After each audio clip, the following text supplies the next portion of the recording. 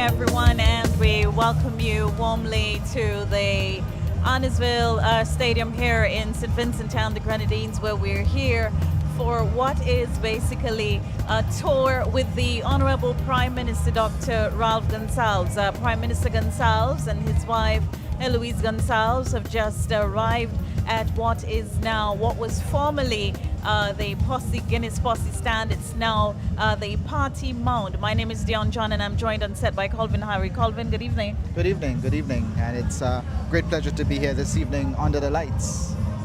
And we look forward to our Vincentians from far and wide joining in the celebration of this moment.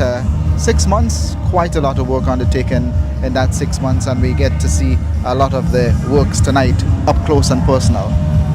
Well, earlier on we had an opportunity to go through the various stands and to see some of the additions to the Arnos Vale Stadium. And what has occasioned this is St. Vincent Town, the Grenadines will receive 5 matches as part of the ICC T20 Men's World Cup 2024, which has been played in the Caribbean and the USA. 5 games which will begin on Thursday of this week, and we'll tell you all about those games. And basically what's happening here this evening is the event has been dubbed a tour of the Arnos Vale Stadium with the Honorable Prime Minister, and it's an opportunity for persons to get to see firsthand, even before the matches are played, some of the work which has gone into the creation of this magnificent edifice that we're here at this evening. Yes, and the Party Mound, that is now called, is alive with a party fever already, and more as we speak to you, folks are walking by behind us and making their way to the central point where the focus of the activities will be tonight. And we look forward to what's in store for all those who are coming physically to Arnos Vale to see this tonight. Well, I just had an opportunity to see passing behind us the Deputy Prime Minister, the Honourable Montgomery Daniel. He's also arrived here at the venue at the Arnos Vale Stadium. Earlier on, I had an opportunity to see as well the Minister of Finance, whose ministry has played a pivotal role in terms of the build out of this facility. Senator Benava Brown earlier on, the Minister of Ports, and I saw the Deputy Speaker also here. Other senior officials, the Commissioner of Police acting on the senior government officials are here. Everyone is using the opportunity to come to see what's all the hype about this facility, which is being built to the tune of 38 million Eastern Caribbean dollars. And I'm sure people, whether you're coming to cricket, whether you're a fan of cricket, or you're just a fan of development, and I think persons just want to see what is really happening here this evening. Yes, and the fact that we saw this development in 6 months compared to 2007, when we last hosted the World Cup, that it took a year and a half. So you see the scope of works even greater than what we had to do, and the time that we took to do it is amazing. Well, you mentioned actually scope of work, and I had an opportunity to speak with the officials to find out what are some of the things they did to get the Arnos Vale Stadium ready. And and please, I'll be referring to my notes, the approximate spend according to the Ministry and the Minister of Finance and Economic Planning, the Honorable Camila Gonsalves, is EC 38 million. The lights are about just 14 million.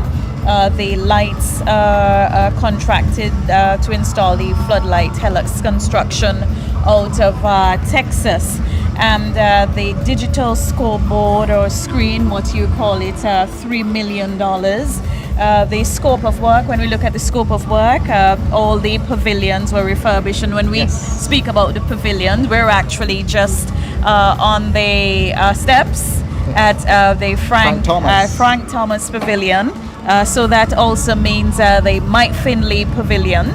And we had an opportunity earlier today to interact with Mikey. Also, the PH Vera stand that has been renovated.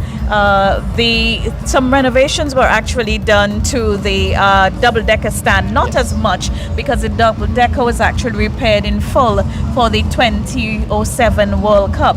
And there were also improvements to all the buildings, including the media center, the administrative center, and the players pavilion, the luxury boxes, what used to be first privately owned boxes upstairs, and the president's suite. Some work has also been done there. You'll tell us about all the other works. Well, it goes well beyond the confines of the Arnos Vale Sporting Complex. We think about the development at the other playing field just near to us, and I was looking at an interesting drone shot earlier today, and I got to see a bird's eye view of the Cyan Hill playing field. That's, although it's just for practice session, it's immaculately prepared. Likewise, Arnos Vale 2, just outside, is also well prepared. It's fenced so that the teams that are coming here would have an environment they can practice in a safe manner, of course, very close to the real deal, Arnos Vale 1, where they'll experience in the coming days. Well, from just behind where we are, and if you know Arnos Vale very well, just behind from the netball court that goes right away around the media center, and then you come back out at what used to be the Office of Sports Council. There's a paved ring road which gives you immediate access, and that of course was quite vital and pivotal because just adjacent to us on the left hand end, that's where the media center is. And so in particular, the folks who are broadcasting on television and who have the television rights, they will be broadcasting from there. And the equipment for television, you see the equipment being installed. It's quite a lot. Heavy pieces, not the small cameras that you would generally see us with. Several cameras, large cameras on risers and what have you. So that was actually quite critical. Quite critical for them. We see Prime Minister Gonsalves actually sitting on the floor of the party mound with a baby. What do you think Prime Minister Gonsalves is selling that baby Colvin? I'm not sure, but it's probably. What do you think? Cricket? What do you think about this? Oh my. Well, we want to thank you so much if you've joined this broadcast. We had an opportunity to be here earlier on today and to see lots of the transformation.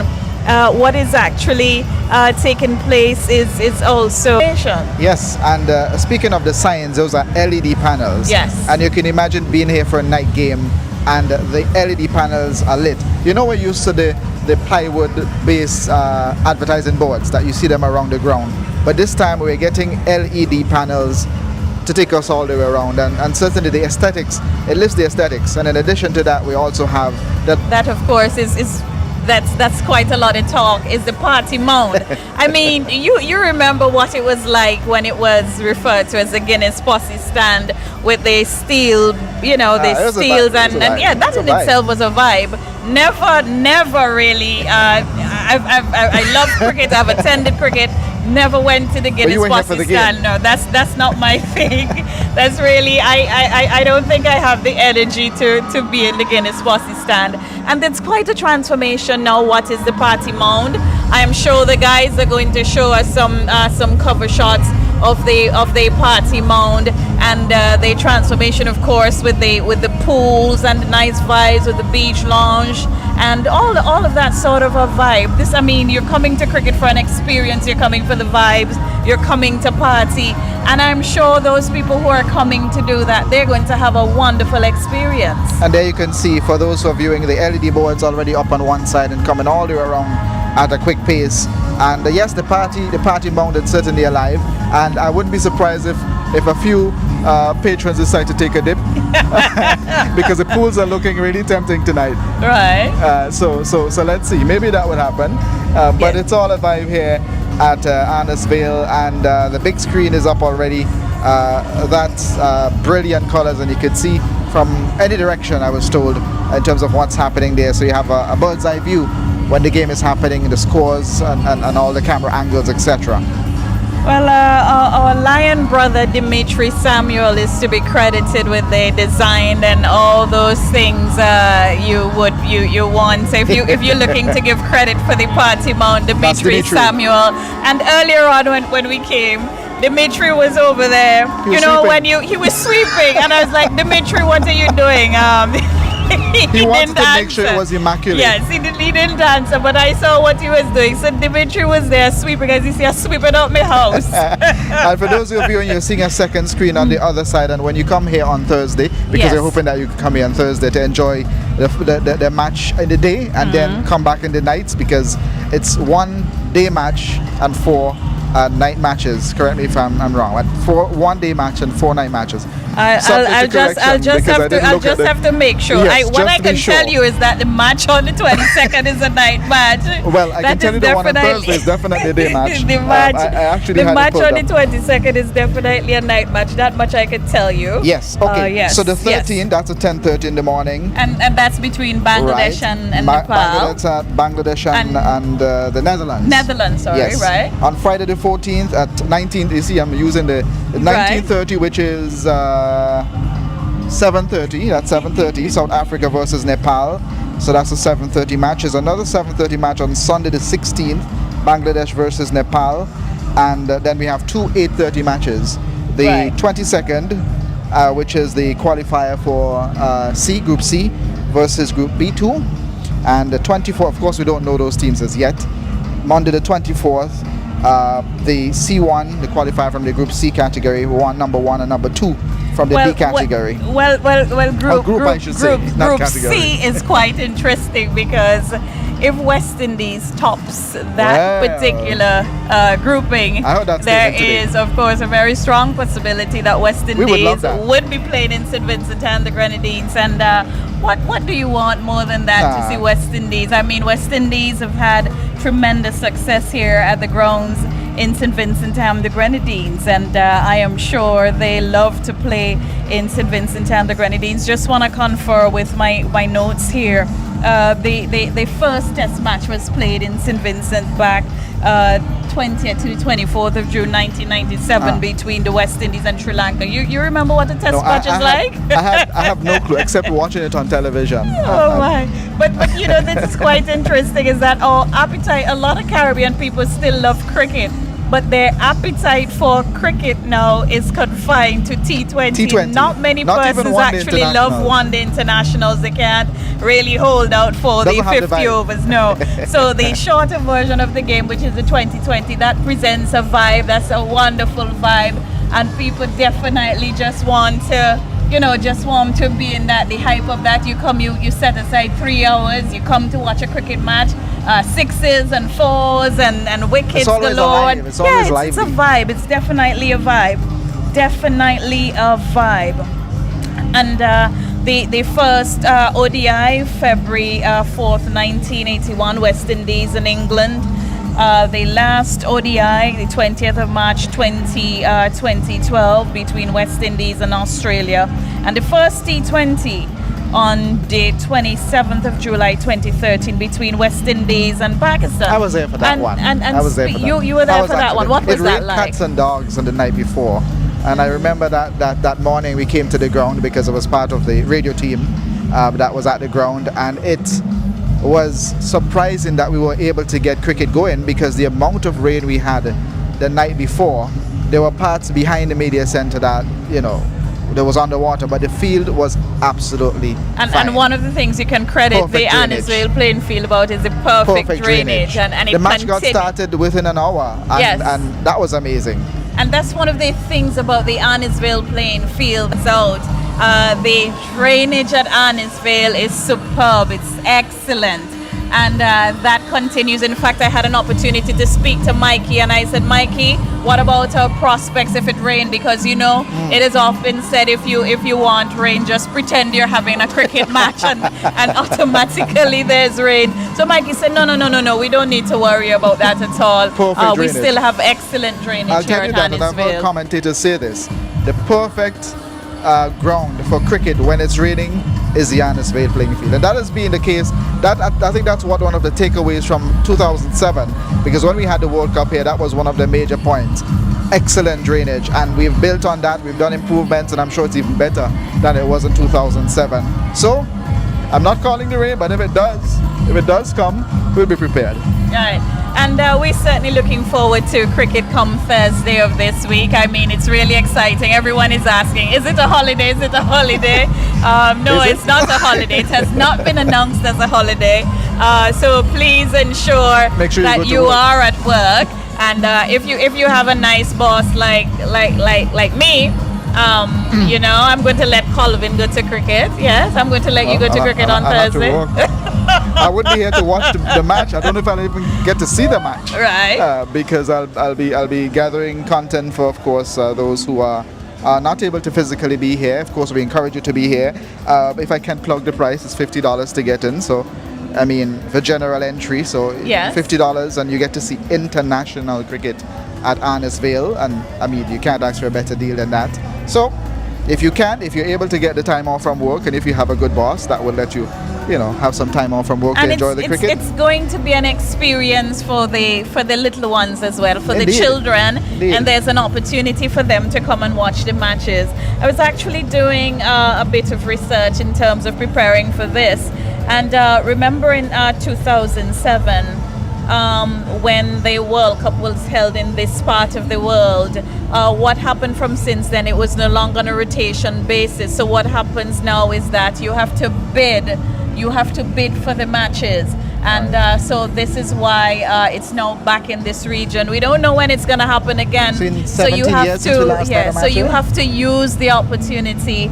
Definitely use the opportunity when presented, and a really wonderful opportunity has been presented to us to come and look at cricket. And then later on in the year, we've got West Indies playing another home series in December here in St. Vincent and the Grenadines, and that's definitely something to look forward to. But all of this could not have been done if we didn't have the room stock. And Colvin, you have the information about the room stock. Yes, and of course that is one of the major areas that involves a lot of background information, a lot of background checking.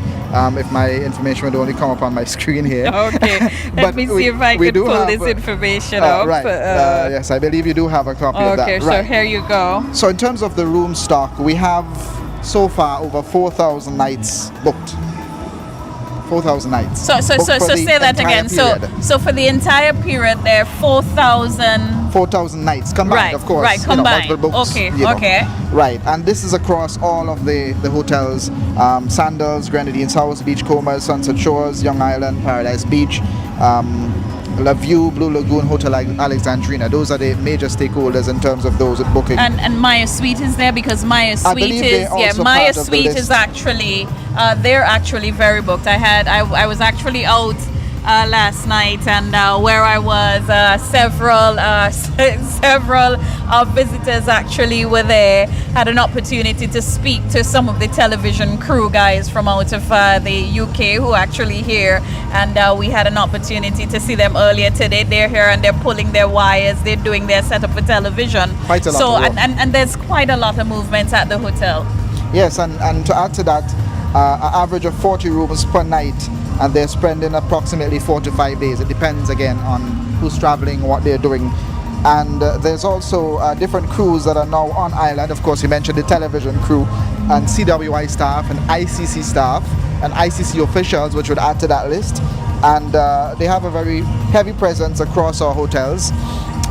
Just to say as well that the crews that are contracted, the lighting crews, because these lights were recently turned on, those who were involved in the branding, we tend to forget the branding. Those who were involved in the branding There's a crew from exercise. South Africa, right? Yes. So I had an opportunity Yes, to it's on our speak to page. them. It's on our page. Yes. So the light installers, the branding team, and the branding team is pretty much still at work as we speak. They're going non-stop over the past couple of days to ensure that the visibility of the sponsors, we know how important sponsors Yes, are. and branding is essential for something like this, which of course has the eyes and the attention of the entire world. Just like it's probably not as huge as football in Close enough. terms of Close enough. but of course it can rival that somewhat. And branding is definitely important. So you In see fact, some of the branding there. Earlier on, when we inquired, of Mr. Finley, what time do they work? Well, Mike Finley So when said, the work is finished? when the work is finished, that's when they're finished. That's how serious yes, they are. Yes, that's how serious they are, and that's how important work is to them.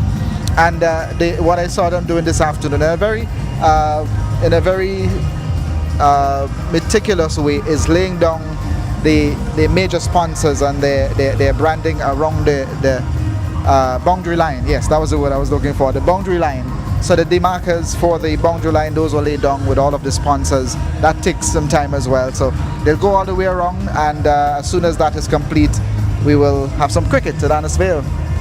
Yes, and I really just want to say how pleased I am, how happy I am to see so many persons coming out this evening, looking to see what's in the offing for VINCENTians, for the opportunity, what people who come to the island would be getting to see in terms of cricket. And there's a lot more than what meets the eye in terms of because what the television crew does when they come in this early is that they visit all of our historical and all our tourist spots and all those unique things to St. Vincent. And during the television commentary, if you're actually looking at cricket, you get to see some of our tourist destinations and some of our special places, and actually giving a bit of a history, because that's one of the reasons in terms of the production of the broadcast, whereas there's a difference in terms of radio. And I'm pleased to announce that while because of broadcast rights, VINCENTians may not necessarily see the matches which are played in St. Vincent and the Grenadines, NBC is guaranteeing that once the internet holds, that we Fingers would crossed. be able to bring you all commentaries of all the matches which are being played in St. Vincent and the Grenadines, and all the other, as we've done for all the other matches. Yes. And you can expect at least one dose when our turn comes around. But just to note, some of the teams are already on the ground, and they are, occupying their hotel rooms, getting warmed up, maybe getting a feel of the VINCENTian way of life, and trying some VINCENTian food in the process. Well, I know the crew where I was last night, they were actually having a lot of our bear, hold your own. Oh, right. Specifically Yes, asking, yes, well, yes. I just want to sample I want to sample your local bear. And so they had several drinks of Hyroon Bear last evening. Just to let you know that this is just such a wonderful experience. We're enjoying bringing this experience to you. Cricket is back. We haven't had cricket in St. Vincent and the Grenadines in a while, and the government learned last year in October that St. Vincent was successful in its bid to host matches as part of the World Cup, and they this is where we are now. It's earlier on, one of the officials told us it's like about 95% completed. We asked when we expect to see full completion. We were told by the end of this evening, within the next 24 hours, we will have full 24. Full 100%. Yes. I was just thinking about 24 hours in a day. Well, that's how much work they have to put in to ensure that. And it's going to be how we say, non-stop jamming. Yeah, over the non-stop next 3 hours. jamming. So what we're gonna do at this time, there is definitely going to be some activity from the party mound. So we want to make sure that we are here and we take in all of that. So we're gonna take our microphones across to the party mound for what's happening there, and of course we'll be back with you.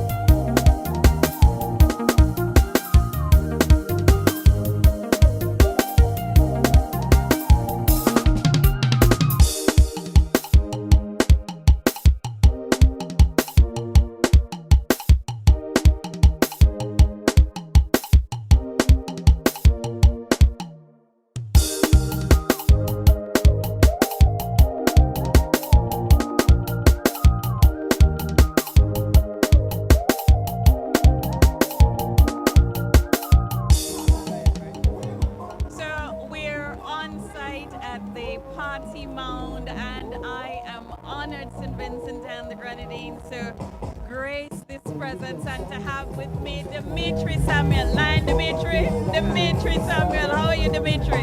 Tired? What happened? I was telling our public that we saw you sweeping out your house earlier on when we came. Well, we're doing the finishing touches, spit and polish, making sure the mound is ready for the public. Yes. Okay, and tell us about your role in this particular spot that we are speaking at. Okay, the Minister of Finance approached me and he said he wants to design a special party stand for the people of St. Vincent. And he's smart, eh? He approached me and said, he told me, don't drop everything. Just take your time and think about it. So I did some investigation. I checked out all the party stands throughout the Caribbean and I came up with this concept. I did some renders, showed it around, people got interested, got a contractor, and we started to work. We started out with an 8 weeks deadline to complete this stand. We had a lot of complications, and I mean a lot of complications. And through it all, we persevered and we got it finished. Okay, how long did it take you to get this completed? About a month and a half. Okay, you spoke about the challenges, and I just want you to talk about what are some of the high points, what are some of the things you saw in the construction of this that you want to celebrate as the architect? Well, first thing, being able to get the 4 pools in and the mound completed, that was lovely. Tonight, I was here since 7 o'clock this morning, still in my work clothes, work right through, and to say I am finished is one of the greatest feelings ever. I tell you, I'm celebrating tonight. Now, this is the highlight of the park. Just look around, look at the crowd here. People came to see the opening of the venue, but everybody made a beeline straight to the party stand. And I'm telling Vincentians, come out, buy your party stand ticket. It's going to be amazing. And how do you feel, Dimitri? And what are some of the comments, what are some of the feedback you've had about the party mound? Well, tonight I was telling the minister, well, people love this stand. They really like it. A lady was sitting by our feet. She looked up. That is an understatement. It is amazing. People like the vibe, they like the feel. They love the AstroTurf. You could sit down. Now the stand have more or less 3 zones. You have the pool and the pool deck. You have the slope where you could sit down, and they have the flat area with the picnic benches. I believe the managers for the mound, they have pillows and blankets to give out to the people who will sit down on the ground. Right. So, like I say, I am excited that I am finished. My wife complained for the past 2 weeks. She only sees me when I'm sleeping. We work from 8 to 7 and 8 o'clock at night every night for the past week to make sure we finish. So, come tomorrow, I hand over the keys to the managers of the party stand, and I could catch up on all the work that I had outstanding. Right? So you want to go lie down on one of that and show us how to use it? If I lie down there right now and I'm getting back up, I'm tired. well, show us what you want the people to do when they come to the party stand on Thursday. You have to show us. You have to show us because I saw you dancing earlier, Dimitri. Come on, Dimitri. No, Dimitri, come on. Show us something, Dimitri. Show us something. Music playing, Dimitri. I'm good. I just want to encourage everybody to come out to the cricket. Alright? Right. So hopefully we get Super 8 with the West Indies so that we can have a real tournament here. Right. But through all the challenges, we persevered and we finished. We completed. We have the stage. The PM going to give a speech in a while. There's another lounge area over there. There's a bar. Tonight the drinks are free, food free. Eat, enjoy. So this is almost the cricket experience before the actual game on Thursday. This is what is going to be in the party stand come Thursday, come Friday. What is I doing on Friday? So it's going to be an amazing, amazing tournament. We really work hard to make this whole park an and for all the Vincentians. All right, well, thank you very much. You said earlier that the Prime Minister is going to speak, and I see him greeting and making his way to the stage, and we're expected to hear from him shortly. But Dimitri, I just really want to tell you that I am so proud of you. I mean, I am immensely proud of you. Congratulations. This is really, really, really good. So congrats, yeah? Thank you. Alrighty. So we want to take microphones now. Chris and the Prime Minister, of course, he's been quite vocal in terms of what he wants to do for the Arnos Vale playing field. And Prime Minister Gonsalves is going to go on this stage, and we're going to hear from him in a while, and then we're going to get an opportunity to hear from some of the other officials who are here, and we're going to take you over to the press officer, Cheryl Macmillan. Good evening, ladies and gentlemen. Good evening, ladies and gentlemen. Thank you very much. What a fantastic sight. What a gorgeous sight. All, I suppose I can speak for everybody here when I say that all of our expectations have been met and surpassed at the Arnos Vale Cricket Stadium. When I walked in here this evening, I felt like I stepped into one of those IPL venues. It truly is a remarkable transformation. This is a world-class facility. It is befitting for the people of St. Vincent and the Grenadines. It is truly money well spent. I didn't hear y'all. It is truly money well spent. And I don't want to try to steal his thunder, but great accomplishments are never come upon by doubtful men and women. Great tasks are undertaken by great men and women, especially not when it is easy so to do, but when it is difficult, when there is the most opposition and when there is the least optimism. And tonight, I am honored to present to you, to say a few words on this transformation that we have before us here. The greatest of the greats. Indeed, I might say the last of the Mohicans. The Honorable Prime Minister of St. Vincent and the Grenadines, Dr. Ralph E. World Boss Gonsalves.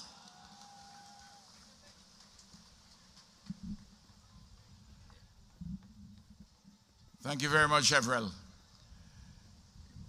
Good evening, brothers and sisters, and especially the children and young people who are here tonight. I am very pleased to see so many of you out tonight here at the Mound to have a look at what we have done here together at Arnos Vale Cricket Stadium. I want to begin by thanking the people of St. Vincent and the Grenadines for overwhelmingly supporting this project against some doubters. I want to thank the people of St. Vincent and the Grenadines for joining in the vision for the further advancement of our country in every material particular, including in sports. I want to thank the 20 local contractors and all the workers for those contractors. I want to thank the regional and international contractors who have different things to do here. I want to thank the local organizing committee, which includes persons from the Cricket Association and others like Mike Finley and Maurice Edwards and others, and all the public servants associated with this matter. I want to thank the Project Implementation Committee, Project Implementation Unit headed by Deirdre Myers and her entire team. The political oversight involved Camilo, Gustus, and Carlos, and I want to thank them and the cabinet. I want to thank all who have been involved in this. We had a very short time window, a period of under, in practical terms, let's call it 6 months, because we were first notified of the bid in late October when we awarded the bid. And then we set up the relevant institutional arrangements at a cabinet meeting on the 25th of May last year. And then we had to get things going. We have had some anxieties, naturally, because the lights, for instance, and the scoreboard and certain equipment had to come from far. And you remember when there were some challenges at the Red Sea and vessels had to be detained and diverted. But we, with God's grace and a lot of people's help, we got here. And we have important legacies from the investment that we have put in now. This Mound, for instance, with the 4 above ground swimming pools, the lights, the electronic scoreboard, screen, and so forth, the roads, including the access road from the tarmac. But we would not have been able to accomplish what we have accomplished in such a short period of time, and the spending of $38 million, had we not done phenomenal work in 2007. When we put in place a lot of legacy items, for instance, a well-drained field, the double-decker, the media facility, administrative center, the Players Pavilion, a refurbished President's box. All these things were done in 2007. And of the money we have spent this year, 70% of it was allocated to new items like the screen, the lights, the Mound. The lights were quite expensive, single largest item. But the 6 of them are very modern, up-to-date technology. And I believe we're going to be well served with these. We are currently spending on 2 major sporting facilities in excess of $83 million. 38 here and 45 out at the Sir Vincent Beach Athletic Stadium as it rolls out. And we'll spend more out there because we are further developing that. And the people the professionals whom we got from outside to come here to help us with the field, that we are having them, and the footballers would be pleased to hear this, we are having them go to work at Diamond. Similarly, Abacus, who provided the lights, we are going to put lights also out at Diamond. And when the field, we have the track and so forth there, but the football field, when everything is top notch with that, in terms of the surface and the lights, you're going to be able to go there and see the games on nights, in addition, of course, to during the day. The win-lot games which are going to be played, which are going to take place out there, we will be doing some work on the field itself while the win-lot games are going on, and I expect that the things like the shot put and the like, the field games, not the track, that they could be held at another facility so that we don't have people demobilized and have to go back to, say, Trinidad to come back to mobilize again for the field out there to make it so much more expensive. So we'll do all the adjustments. I'm giving you that as a broad framework, that this is part and parcel, what we have done here, of an overall phenomenal improvement, in fact, revolutionary developments in the playing facilities at a world-class level. We begin the T20 World Cup on Thursday here with a day game, and then there's a night game on the Friday, and then there's another night game in the group stage, and then we'll have 2 Super 8s. In accordance with the documentation which we had, I thought that if West Indies had come number 1 in their group, they would be here. But apparently that is not the case. They seed them differently. So even if they come first or second, they are earmarked to play somewhere else.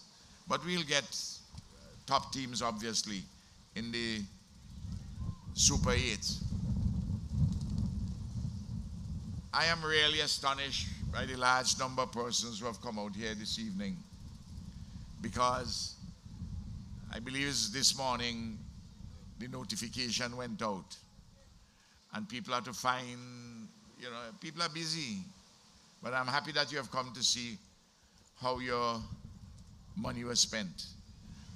I want to make the point that I made in Parliament at the time when we had approval for the $38 million. For those who talk about the dance can't pay for the light, these are people who know the price of everything and the value of nothing. And this value is really not in dollars and cents, but in the young people of this country, and particularly those who are involved in sports and those who watch sports, and is part of the overall enhancement and further development of our civilization. There are a few things which have to be, obviously, to be finished before Thursday. Tomorrow, this ring road is going to be complete all the way around. Don't worry, tomorrow that will be done. The dirt paths you see going around there, don't worry about that. And the garbage around would be cleaned up and so on and so forth. And on Thursday, we're going to be ready to rumble. and to rumble at a very high quality. Thank you very much for coming out, and may Almighty God continue to bless all of us and to bless St. Vincent and the Grenadines. This is superb. There's no question about it. I just want to add that Nixon McLean and Ian Allen, our two former West Indies fast bowlers who have been involved with this exercise, have told us that they have tried out on the pitch, and it looks as though it's going to be fast. So something is going to be there excitingly for the fast bowlers, for the other bowlers, and for the batsmen. So I hope we get a lot of runs and good competitive games here. So lots of fun and lots of skill being displayed. I'm disappointed in that some of the wickets in the tournament have been slow, flat, uneven bunks. But I believe, from what I hope I don't put bad mouth on it, but from what I'm told, we're going to be fine. I just want to explain something. The reason why we didn't do a warm-up game, a practice game, so to speak, here, is that it wasn't so much the pitch itself on which you're going to play. Bowlers would have run with their spikes and so forth, and other people on the other pitches, because what you see covered there are 6 pitches. 3 of them are going to be used during the competition, and we couldn't risk that because the time was short. That's really what it is. But tonight we're testing things because the lights are on and people are using the bathrooms and people are here on the mound. Just to say that you'd be pleased to know that while there are some persons who are criticizing this particular innovation which we have here, what persons in the ICC, the International Cricket Conference, wanted us to put here was a prefab 3-story building to accommodate guests for the ICC. And my response immediately was, we're not going to do that. First of all, I'm not going to block out this beautiful view which we have of the Caribbean Sea and of Bequia, which is one of the iconic features of this ground. So, and I said we have enough space to accommodate all the hoi pollois who want to come. And this concept which we have here was developed by Dimitri, and Camilo was very enthusiastic about this too. And as you see, it's a beautiful place for people to hang out, even outside of cricket. And I'm sure we will make use of it on an ongoing basis. I just want to say, for the students who are graduating from the Girls' High School and Thomas Saunders, who have had to suffer some inconvenience, I want their principals, the principal of the Thomas Saunders and the headmistress of the Girls' High School, to see if they can organize with us to have their graduating students come here and enjoy a party after the cricket. I think it would be good for them because we inconvenience them quite a lot. I know once I say that, other graduating students are going to want to have a party here, but I just have to say it first in respect of those immediately who have been inconvenienced. And I really want to thank you for coming out, and all the best. Love you. Thank you very much, Prime Minister. And we're going to enjoy the rest of the evening. We have the DJ. The only thing we don't have is cricketers on the field. But you know, in the West Indies, we hardly ever notice that there are cricketers on the field, right? So let's have a good time. This moment is all that I've been dreaming of. Well, focus. Somewhere I feel it in my soul. One chance is everything we've waited for. It's our time, so let me take it home. And knock it out and it's this moment is all that I've been dreaming of. Well, focus. Somewhere I feel it in my soul. One chance is everything we've waited for. It's our time, so let me take it home. And knock it out and it's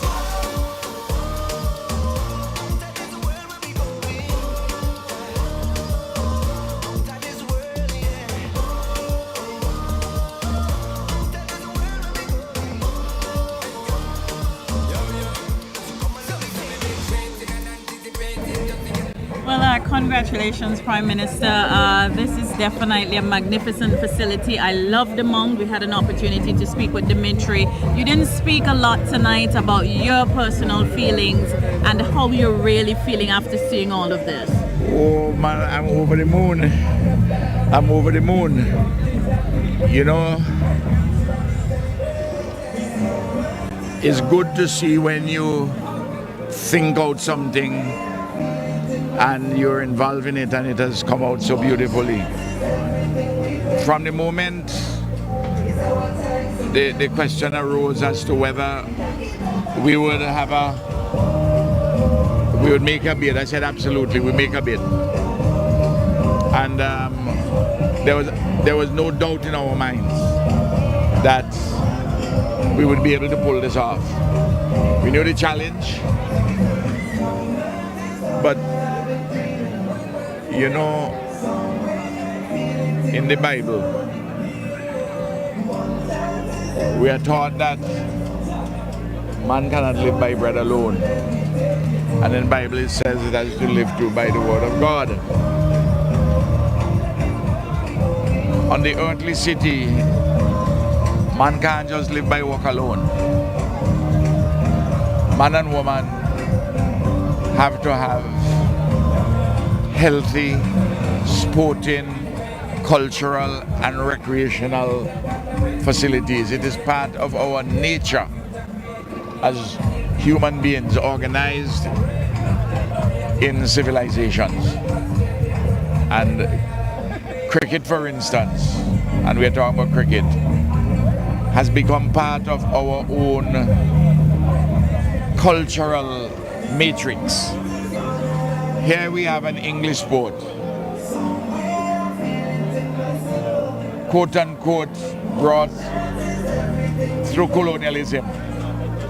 But we in the Caribbean have taken cricket and used it, utilized it as an instrument of liberation and given it its own, our own Caribbean flair, our own Caribbean sense and sensibility, and put our stamp on it in unique ways. And we are a magnificent part of that component of that civilization, that is to say St. Vincent and Grenadines. And we must play a part in this. Now people say, why is it that you didn't, for instance, have lights before? There was a simple reason. We were not permitted by the Eastern Caribbean Civil Aviation Authority to put lights. Later on they said if you can put the lights lower, because remember the planes were landing here on a difficult approach landing. Couldn't do it, and then in 2017 when we finished Argyle International, we spent a lot of money there. We had to catch our breath. As soon as we caught our breath with certain big expenditure items, COVID was upon us. Volcanic eruptions were upon us. And this was really the first opportunity to go and deal with something as important as the lights. Now, we have to do the lights, among other things, to meet not our own local consumption, but the global marketplace. The largest market for cricket is in India. Over 500 million people on television. You have to play the game at an hour where when you do the time equivalence over there, when people watching TV, that is how you have to fit yourself in the globalized world. And then of course, really doing things by night, sporting facilities, sporting activities is a modern trend, and you just have to keep up with it. So you ask me my personal feeling, I give the backdrop there. I am very happy. I don't usually say I'm overwhelmed.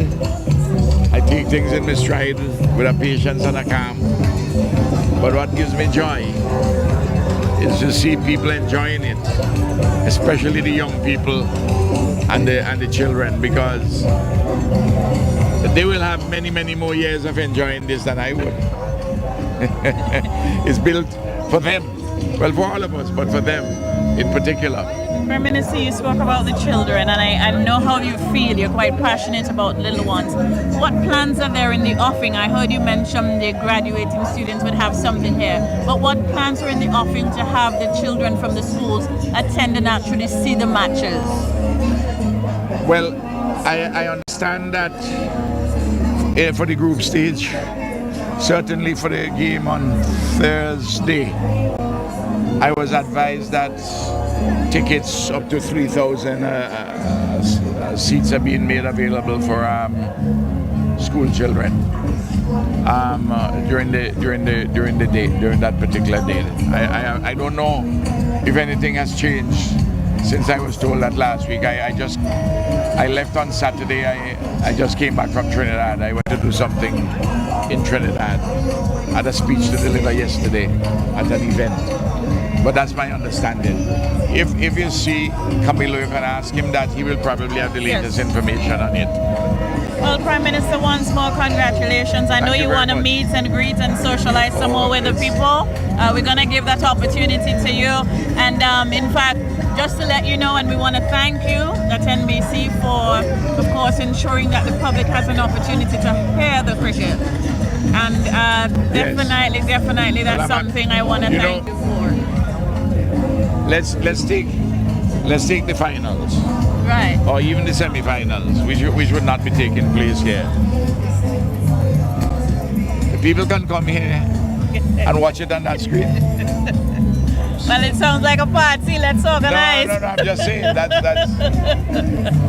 these are ideas which you can put in the mix, you know, and to see how we can fashion them and bring them to fruition. Right. Well, congrats and all the best to you, Prime Minister, and Colvin. Of course, this is a wonderful experience, and pretty soon we will be speaking to the Minister of Finance. And it is important to note, in terms of putting into context, that the Minister of Finance had his hand all over this project. And I did warn him earlier on today. I did tell him earlier today. I booked you in advance for this interview. Fair warning. Yeah. Well, Minister, congratulations. I mean, Dimitri told us the story, but of course we have to hear it from him. Whatever he said, he lied. I don't believe him. Well, Minister, the figures are that 38 million EC was spent on this facility. Just tell us about this, some of the work which actually went into this facility. Well, the 38 million is actually on more than this facility, although this facility attracted the bulk of the spending. The big ticket items, obviously the lights.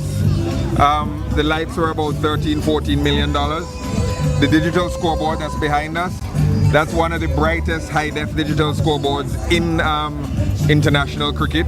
That was another $3-4 million. Those are the big ticket items. Then the media center and the like, and of course to construct this party mound that we're standing on. But there's additional money that was spent. If you come here in the daytime, you'll see that what we call Arnos Vale 2 is now a top-class cricketing facility. The field has been redone, the pitch has been redone, fantastic work has been done there. The grassing of this field well, you see how perfect it looks. It was done at considerable expense. And we also redid the Sand Hill playing field to make it up to scratch for the teams to practice on. Money in that 38 million is also set aside for the upgrade of the Cumberland playing field, and we have some money that we're going to spend on secondary school cricket to make sure that the legacy of these games is that we generate excitement in a new generation of youngsters, and we give them the tools to become the stars of tomorrow. And local contractors and all those persons who are employed on this project. Well, as you heard the Prime Minister say, we had very short time. Cricket West Indies gave us a very short period of time between us placing the bid and then we placed it, we waited a while before they informed us that we had been awarded games, and then sending us the list of requirements that international cricket needs at the moment. Immediately, we tried to find out who are the best in the business in various fields. Abacus Lighting, which lit this stadium, which also lit the Kensington Oval in Barbados, they had just finished a job at Lord's, which is the mecca of cricket around the world. So when we asked who is the #1 team for lights, they said, well, you need Abacus. So we reached out to Abacus.